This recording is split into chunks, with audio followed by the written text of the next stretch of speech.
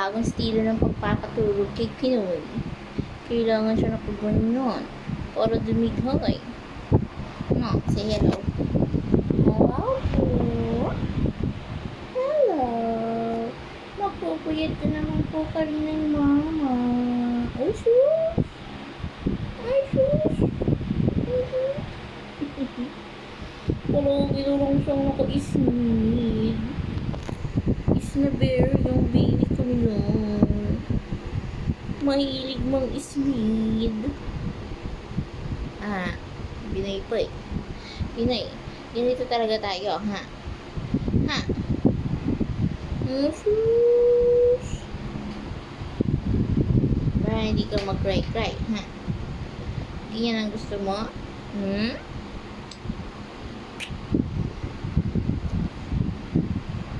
Sus, ipaganyan-ganyan. May paganyan-ganyan ka pa. May paganyan-ganyan ka pa.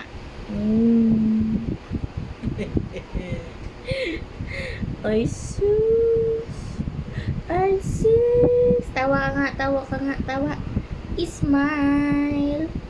Pinoy, smile. Pilit na smile yan. Pilit na smile yan. Nantok na ikaw. Grabe naman yung eye bag mo. Ka-baby-baby mo pa, may eye bags ka na. Ang hilig mo kasi mamuyat eh. No?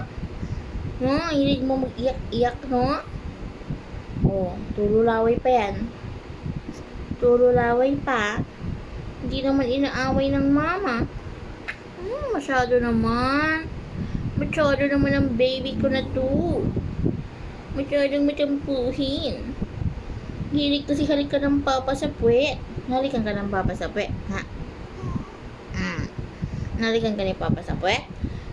Tipain mo si papa, nalikan ka sa puwet. Tampuin ka. Tampururot to the max. O tampururot to the max ang bebe bye, ha? Tampururot. Say good night.